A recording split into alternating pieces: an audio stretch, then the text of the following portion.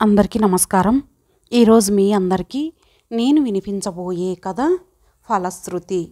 రచయిత ఇంద్రగంటి జానకి బాలగారు.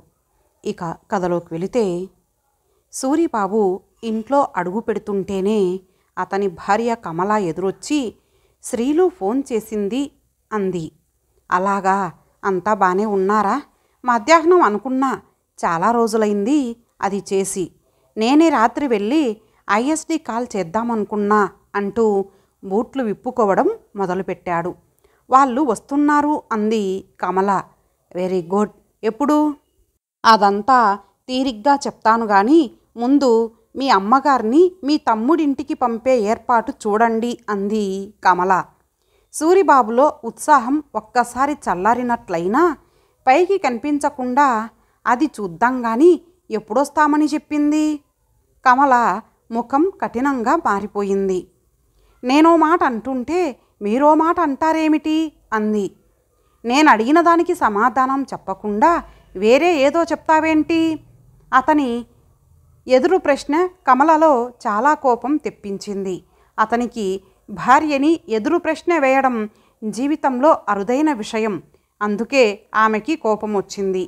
ఈవిడ గారిని పంపేస్తే కానీ వాళ్ళెలా వస్తారు అంది దురుసుగా చేతులు తిప్పుతూ. ఏం, ఈవిడ ముఖం చూస్తే పాపమని నీకు గాని వాళ్ళు చెప్పారా? మా అమ్మ ఉంటే రానని శ్రీలు చెప్పిందా అన్నాడు విసురుగా. ఆమె గారు ఇక్కడ ఉంటే చోటు ఎలా సరిపోతుంది? 24 గంటలు ఆమె మంచం వేసుకొని పడుకుంటే నాకు పరమ అసహ్యంగా ఉంటుంది. చిచ్చి, కూతురు అల్లుడు అమెరికా నుంచి వస్తున్నారన్న ఆనందం లేదు, సంతోషం లేదు. ఈ దరిద్రం వదిలే వరకు నాకింతే అంది కమల మరింత రవరవలాడిపోతూ. సూరిబాబు నెమ్మదిగా భార్య దగ్గరకొచ్చి, నీకు బుద్ధుందా? అంత గట్టిగా అరుస్తున్నావు. ఆవిడ వింటే ఏమైనా బాగుంటుందా అన్నాడు. వింటే విననీయండి, నాకేమైనా భయమా? ఇప్పుడు నన్నేం చేస్తుంది? పెట్టినంతకాలం నానా హింసలు పెట్టింది. ఇప్పుడు నా మోచేతి కింద నీళ్లు తాగి కుక్కలా పడి ఉండాల్సిందే అంటూ కమల రెచ్చిపోయింది. సూరిబాబు గజగజలాడిపోయాడు. తను ఇంకొక్క మాట మాట్లాడినా పెద్ద యుద్ధమే అయిపోతుంది. అతను మాట్లాడకుండా బాత్రూంలోకి వెళ్ళిపోయాడు. ఆమెని ఎదిరించే శక్తి లేకపోవడానికి 1,00,000 కారణాలున్నాయి అతనికి. ముఖం తుడుచుకుంటూ బయటకొస్తుంటే ఎదురుగా తల్లి. ఏమిట్రా అంటుంది మీ ఆవిడ అంది ముసలావిడ సూరమ్మ. ఏదోలే, నీ సంగతి కాదు అన్నాడు. ఆ అంటూ వినిపించక అవస్థపడి, సరేలే శ్రీలు వస్తోందా అంది. సూరిబాబుకు ఏం సమాధానం చెప్పాలో తోచలేదు. ఈ మహాతల్లికి ఏది వినిపిస్తుందో ఏది వినిపించదో తెలీదు. ఆమెకిష్టమైనవి వినిపిస్తాయి, వద్దనుకున్నవి వినిపించనట్లు నటనా కార్యక్రమంలో నడుస్తాయి. ఏది నిజమో ఏది అబద్ధమో చెప్పడం ఎవరి తరమూ కాదు. కమలకి కోపంతో ఒళ్ళు ఊగిపోయింది. బీపీ ఒక్కసారిగా తన్నేసినట్లు కళ్ళు తిరిగాయి. ఎవరైనా తన మాటకి ఎదురు చెప్తే సహించలేదు, ముఖ్యంగా మొగుడు. అత్త ముఖం చూస్తేనే అసహ్యం. తన కంఠంలో ప్రాణముండగా ఆమెని గుమ్మం తొక్కనివ్వకూడదు అనుకుంది. అనుకున్నవి అనుకున్నట్లు చేయలేకపోవడమే జీవితాల్లో అత్యంత సహజమైన విషయం. అది కమలకి కూడా మినహాయింపు లేకుండా పోయింది. అయితే ఇప్పుడు 80వ పడిలో ఉన్న సూరమ్మ ఉత్తమోత్తమ సాధ్వి కాదు. కుటుంబంలో రాజకీయాలు నడిపి కొడుకులకి కోడళ్ళకి మనశ్శాంతి లేకుండా చేసి, అత్తగారితో యుద్ధాలు చేసి మొగుడికి కాళ్ళల్లో వణుకు పుట్టించిన ఘనకీర్తి లేని మనిషి కాదు. సుమారు 40 ఏండ్ల క్రితం 40ల వయస్సులో ఉన్న సూరమ్మ సూర్యకాంతంగా చలంతమాడేసిన మాట నిజం. మన వ్యవస్థలో పెళ్ళి అనేది 2 కుటుంబాల మధ్య స్నేహానికి బదులు శత్రుత్వాన్ని నెలకొల్పిన దాఖలాలే మనకి కనిపిస్తాయి. అత్తాకోడళ్ళు కొట్లాడుకోవడమే సహజమని, వియ్యపురాళ్ళు మూతి విరుపులతో ముషానం ముఖాలతో మసలుకోవడమే సంప్రదాయమని గట్టిగా నమ్మి దానికి అనుగుణంగా ప్రవర్తించటమే చేస్తుంటారు. అంతకు భిన్నంగా ఎవరూ ఆలోచించరు. ఒకవేళ ఎవరైనా ఆలోచించినా అదొక చేతకానితనంగా భావించి లోకువ చెయ్యడమే జరుగుతూ ఉంటుంది. అత్తగారికి 50 ఏండ్లు కూడా లేకుండానే చిన్న చిన్న పిల్లలు కోడళ్ళుగా ఆ ఇంటికి రావడం, కొడుకులు కూడా స్వతంత్ర భావాలు, లోకజ్ఞానం లేకుండా తల్లిదండ్రుల చాటున వారి నీడలో ఎదగడం వల్ల కొత్తగా వచ్చిన భార్య అభిప్రాయాలు, అలవాట్లు, ఇష్టాలు, ఆత్మగౌరవం అర్థం చేసుకునే ప్రయత్నం చేసేవారు కారు. తల్లి మాట ప్రకారం ఆమెనొక పని మనిషిగా, ఇంటిల్లిపాదికి సేవలు చేసే దాసీగా, తనతో కాపురం చేసి పిల్లల్ని కనే యంత్రంగా గుర్తించేవారు. అత్తగారు ఎప్పుడూ కోడల్ని ప్రేమగా, గౌరవంగా చూసేది కాదు. తన అధికారాన్ని, ఆధిపత్యాన్ని చూపించటం సహజంగా భావించేది. మనం తూలనాడి ద్వేషం ప్రదర్శించి వాళ్ళు మనల్ని ప్రేమించాలి, గౌరవించాలి అని ఆశించటం అవివేకం. అలాంటి అవివేకమే కరుడుగట్టిపోయి మన మధ్యతరగతి కుటుంబాలలో ఉండిపోయింది. ఆనాటి రాక్షస అత్తలందరూ ఇప్పుడు ముసలివాళ్ళై కోడళ్ళు పెట్టే గుప్పెడు మెతుకుల కోసం దేవురించాల్సిన స్థితికి చేరుకున్నారు. కొడుకులకు ముసలి తల్లి మీద జాలి ఉన్నా ఆమె చేసిన ఆకృత్యాలకి ప్రత్యక్ష సాక్షులు వారే కావడంతో నోరు మెదపలేకపోతున్నారు. భార్య కాళ్ళు పట్టుకొని తల్లికి కాస్త అన్నం పెట్టమని వేడుకుంటున్నారు. కోడళ్ళు బెత్తం చేతబట్టుకొని వీలుంటే తల్లి కొడుకుల్ని ఇద్దరినీ గెంటేయాలని కసిగా చూస్తున్నారు. కమల బీపీతో ఊగిపోతూ కుర్చీలో చతికిలబడింది. సూరిబాబు ఆమె పక్కనే కూర్చుంటూ, ఇదిగో చూడు, వెంటనే నారిగాడితో మాట్లాడి అమ్మని పంపేస్తాను, నువ్వు ఆవేశపడకు అన్నాడు. మాట్లాడ్డం గీట్లాడ్డం లేదు, వెంటనే వెళ్ళి దింపేసిరండి అంది. బొత్తిగా ఏం చెప్పకపోతే అంటూ నసిగాడు. చెప్పడం మొదలు పెడితే వాళ్ళ చిట్టా తెరుస్తారు. మీ నారిగాడికి నడుం నొప్పి, వాళ్ళావిడకి ఇంకెక్కడో నొప్పి, కూతురికి వేవిళ్ళు, కోడలికి కాళ్ళ నొప్పులు, కొడుక్కి ఊపిరాడని పని అంటూ ఆయాసపడింది కమల. ఈ గొడవకి అక్కడికొచ్చిన సూరమ్మ వచ్చిన మనిషి ఊరికే ఉండక మరి వాళ్ళ పరిస్థితులు ఎలా ఉన్నాయో అంటూ దీర్ఘం తీసింది. అంతే, ఇంకా కమలని ఆమె మాటల్ని ఆపడం ఎవరి తరమూ కాకుండా పోయింది. దులిపి దులిపి వదిలిపెట్టింది. అత్తతో బాటుగా మొగుణ్ణి కూడా కలిపి ఎప్పట్నుంచో ఉన్న అక్కసు వెళ్ళగక్కింది. సూరిబాబు శూన్యంలోకి చూస్తూ ఉండిపోయాడు. సూరమ్మ వెంటనే తనకి చెవుడు కదా అని నిర్ణయించుకొని వినియు విననియట్లు కూర్చుండిపోయింది. సరిగ్గా తన 18వ ఏట కమల పెద్ద కోడలి హోదాలో ఉమ్మడి కుటుంబంలోకి కుడికాలు పెట్టి ప్రవేశించింది. మామగారు ఇంకా కోర్టులో హెడ్ గుమాస్తాగా ఉద్యోగంలో ఉన్నారు. భర్త ఊర్లో హైస్కూల్లోని బీఈడి టీచర్గా పనిచేస్తున్నారు. 2 మరుదులు, 1 ఆడబడుచు. అత్తగారు వెరసి గంపెడు సంసారం, బోలెడు చాకిరి. పడుచు అత్తగారు 70 ఏండ్లు పైబడిన ఆడభీముడిలా పనిచేసే అమ్మమ్మగారిని చూసి పిల్ల పనిపాటల విషయంలో ఇబ్బంది పడదులే అని కమల తల్లిదండ్రులు ఊపిరి పీల్చుకున్నారు. అయితే 70 ఏండ్లు దాటినా ఇంకా కోడల్ని హింసించటంలో సరదా తీరని పార్వతమ్మ కొత్తగా వచ్చిన కోడలు పిల్లని కొరుక్కు తిందామనే సూర్యకాంతమ్మ వాళ్ళ ప్రజ్ఞాపాఠవాల్ని చూపించటం మొదలుపెట్టారు. ఉదయం తీసుకొచ్చి దింపిన అన్నయ్య మళ్ళీ మధ్యాహ్నం బండికి వెళ్ళిపోయాడు. కమల మనసు ఒంటరిగా బిక్కుబిక్కుమంది. సాయంత్రం నువ్వు వంట చేయి కమల అంటూ అత్తగారు ఆజ్ఞ జారీ చేసింది. కమల భయంగానే సరే అంది. అంతమందికి అన్నం వండి గిన్నె దింపుతుంటే చేతులు వణికాయి. సరిపడినంత కూర తరిగేసరికి చేతులు నొప్పులు పెట్టేశాయి. రోటి దగ్గర కూర్చొని అర్ధసేరు కందిపప్పు పచ్చడి రుబ్బేసరికి జబ్బలు లాగేశాయి.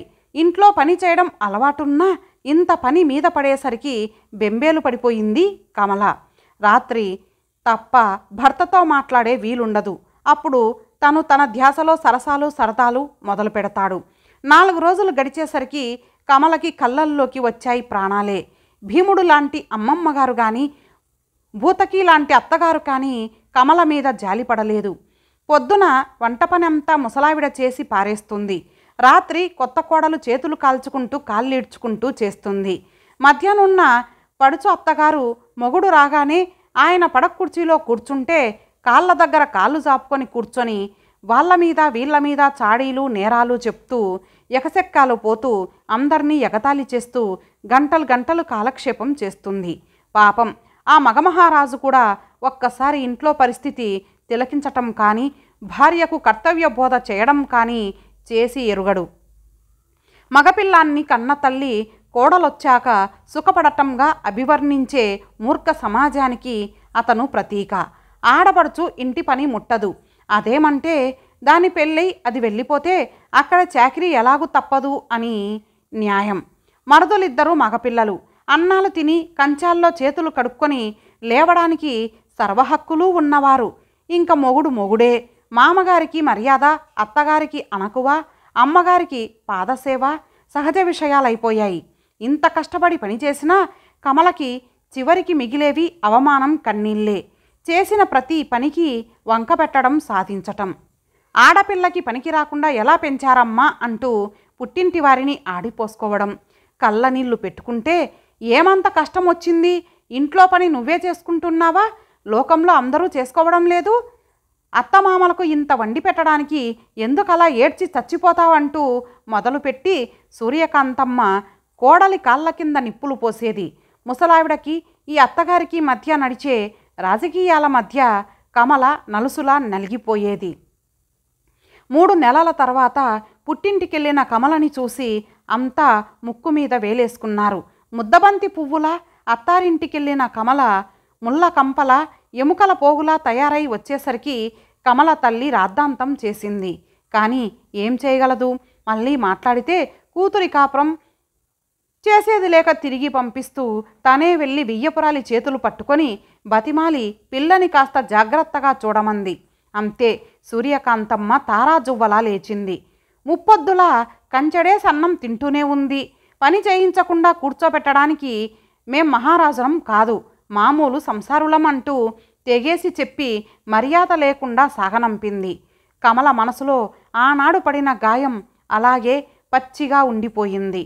కమల 2వ పురిటి సమయానికి ఆమె తల్లి జబ్బు చేసి చనిపోవడంతో పురిటికి పుట్టింటికెళ్లే అవకాశం లేకపోయింది. అప్పుడు కమల పడరాని పాట్లు పడింది. అప్పుడే 2వ కోడలు విమల ఆ ఇంట్లో అడుగుపెట్టింది. అయితే మొదట్నుంచి మరిది ఉద్యోగం వేరే ఊళ్ళో అవడంతో అతను 10 రోజుల్లో భార్యని తన ఉద్యోగం ఊరు తీసుకెళ్ళిపోయాడు. ఆ ఉన్న 10 రోజులు సూర్యకాంతమ్మ విమలకి కాఫీ దగ్గర నుంచి అందించి అపురూపంగా చూసింది.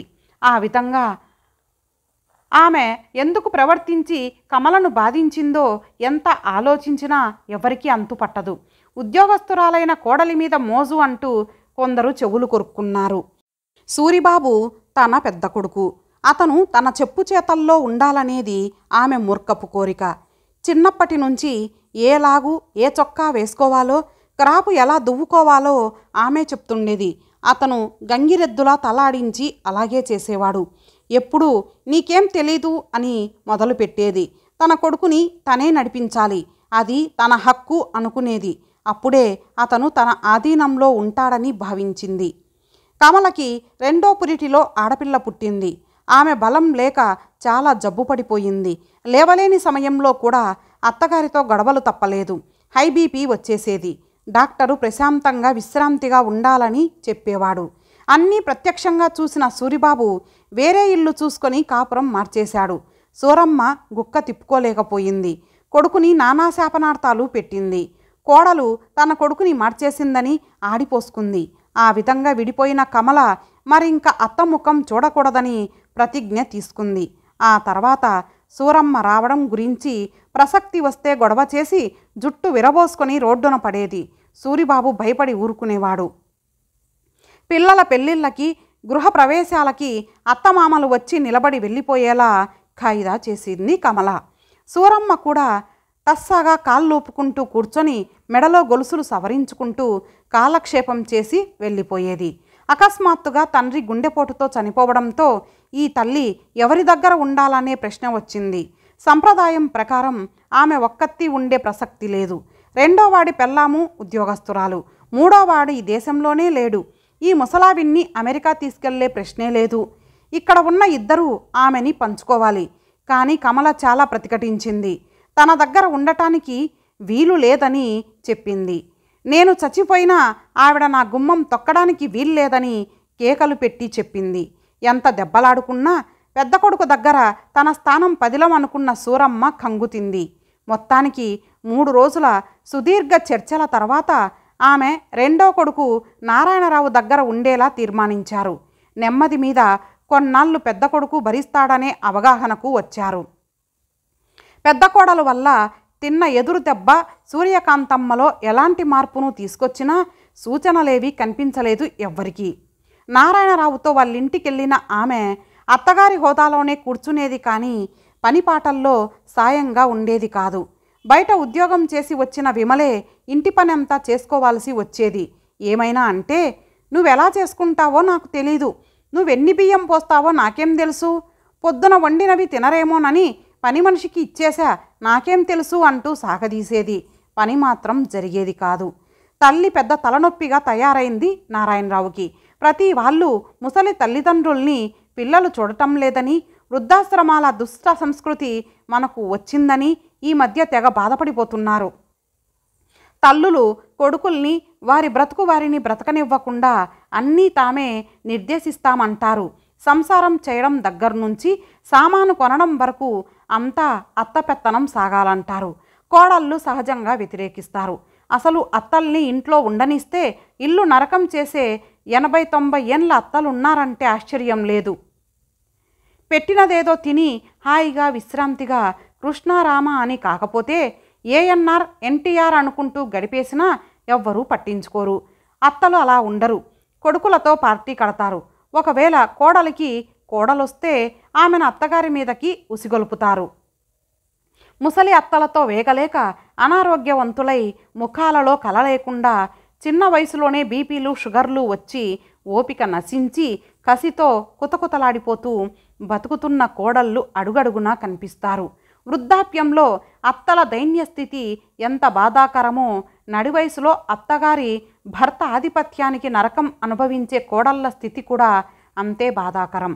ఉదయం 6 గంటల సమయంలో సూరిబాబు తల్లిని ఆటోలో తీసుకొచ్చి ఒక కుర్చీలో కూర్చుండబెట్టి మనుషులతో మోయించుకొచ్చి ఇంట్లో దింపుతుంటే నారాయణ ఆశ్చర్యంగా ఆందోళనగా చూస్తూ అదేమిటి అన్నాడు. రాత్రి బాత్రూంలో పడింది అన్నాడు అన్నగారు నెమ్మదిగా. అయితే డాక్టర్కి అని ఇంకా ఏదో చెప్పబోతుంటే అవన్నీ చూడాలిరా అంటూ నే వస్తాను అని వెళ్ళిపోయాడు. విమల నిశ్చేష్టురాలైంది. సూరమ్మ పెద్దగా మూలుగుతోంది. ఇదే మన ఇంట్లో ఆమె పడిపోతే మనం తీసుకువెళ్ళి వాళ్ళ ఇంట్లో దింపితే వాళ్ళు ఊరుకుంటారా అంటూ అరిచింది విమల. అమ్మో, వదిన మీద పడి పీకేస్తుంది అనుకున్నాడు నారాయణ. సూరమ్మ గట్టిగా నారాయణ అంది. అతను తల్లి దగ్గరకు వెళ్ళి ఏమ్మా, ఏం కావాలి, ఎలా ఉంది అన్నాడు. నాకు భయంగా ఉందిరా, నేను మళ్ళీ నలుగురిలో తిరుగుతానా, నేను కోలుకుంటానా, నేను బతుకుతానా అంటూ బొటబొట కన్నీరు కార్చింది. తల్లి స్థితి చూసి కరిగిపోయాడు నారాయణ. ఆమెకు ఇప్పుడు 88 ఏండ్లు. భయపడకమ్మా, నీకు తగ్గిపోతుందిలే అని ధైర్యం చెప్పాడు. ఒరే నారాయణ, నేను చచ్చిపోకుండా కాపాడమని దేవుణ్ణి ప్రార్థించు నాయనా, నా కోసం ప్రార్థన చేయి నాయనా, చచ్చిపోతానేమోనని భయంగా ఉందిరా నాయనా. ఆమె ఇంకా అవే మాటలు మాట్లాడుతూనే ఉంది. నారాయణ ఆమె వైపు నిశితంగా నిశ్శబ్దంగా చూస్తూ ఉండిపోయాడు. అతని పక్కనే విమల నోరు తెరిచి ఆశ్చర్యంగా నిలబడిపోయింది. 3వ రోజుకి మధుసూదన్ అమెరికా నుంచి అనుకోకుండా ఊడిపడ్డాడు. వస్తూనే భార్యాభర్తలిద్దరూ అపురూప నటనా కార్యక్రమం నడిపారు. మధు తల విపరీతంగా ఊపేస్తూ మాతృత్వం గురించి, అమ్మతనం గురించి, భారతీయ కుటుంబ వ్యవస్థ గురించి, తల్లుల గొప్పతనం గురించి, పిల్లల ప్రేమానురాగాల గురించి పెద్ద ఉపన్యాసమే దంచాడు. ఎంత డబ్బు ఖర్చైనా సరే అమ్మకి గొప్ప వైద్యం జరగాలి, నా మాతృమూర్తి 100 ఏళ్ళు బతకాలి అంటూ ఆవేశంతో ఊగిపోయాడు. అమ్మ, నీకు 24 గంటలు సేవ చేసేందుకు మనిషిని పెడతాను అన్నాడు. 3వ కోడలు అత్తగారి చేతులు బాగున్నా కూడా వినిపించుకోకుండా గిన్నెలో అన్నం కలుపుకొచ్చి చెంచాతో అమెరికన్ పద్ధతిలో తినిపించి మదర్ తెరీసాకి మారుపేరుగా నిలిచింది. ఒక్క క్షణం అంతా ఆశ్చర్యపోయారు. వాళ్ళ ధైర్యం ఒక్కటే. ఆ ముసలావిన్ని చూడవలసిన బాధ్యత కానీ, ఆమెకు సేవ చేయాల్సిన స్థితి కానీ, ఆమె మలమూత్రాలు పారబోయాల్సిన దురవస్థ కానీ వాళ్ళకి లేదు. ఆ ధైర్యం ఎంతైనా నటించేలా చేస్తుంది. 3వ కొడుకు మాటలు, ముద్దుల కోడలి చేష్టలు సూరమ్మకి స్వర్గం దిగి వచ్చిన భావన కలిగించాయి. అమ్మకు ఇలా ఉండాలి, అలా ఉండాలి, పాపం పెద్దదిరా, ముసల్దిరా అని ఆమెని ముద్దు చేశారు. చివరిగా వెళ్తూ మధు, అమ్మ నీ పాత పద్మాలు ఇలా ఇవ్వు, నమస్కరించుకుంటాను అన్నాడు. వాళ్ళు వెళ్ళాక ముసలావిడ మురుపు అందరినీ ఆశ్చర్యంలో ముంచెత్తింది. అసలు సంగతి తర్వాత తెలిసింది. వారు పిల్లలకి ఇండియాలో ఉన్న అద్భుతాలు చూపించుదామనుకున్న కార్యక్రమం వేసుకున్నారు. తల్లి అనారోగ్యం కలిసి వచ్చింది. అంతే. సూరమ్మ మంచంలోనే ఉండిపోయింది. ఒకరోజు కళ్ళనీళ్లతో, ఒరేయ్ నన్నందరూ వదిలేశారు, నువ్వు నన్ను ఏ ఆశ్రమానికి పంపేయకురా అంది. నారాయణకి జాలేసింది. విమల దీనంగా ఆమె వైపు చూసింది. ముసలివాళ్ళు గతం తవ్వి వాళ్ళ మీద కక్ష సాధించటంలో ప్రయోజనం లేదు. ప్రేమ గీమా పక్కన పెట్టి ఒక బాధ్యతగా వాళ్ళని కడతీర్చాలి అనే భావం వారిద్దరి చూపుల్లో ఒకరికొకరికి అర్థమైంది. ఇంతటితో ఈ కథ సమాప్తం. మరలా మరొక మంచి కథతో కలుద్దాం. అంతవరకు సెలవు. నమస్తే.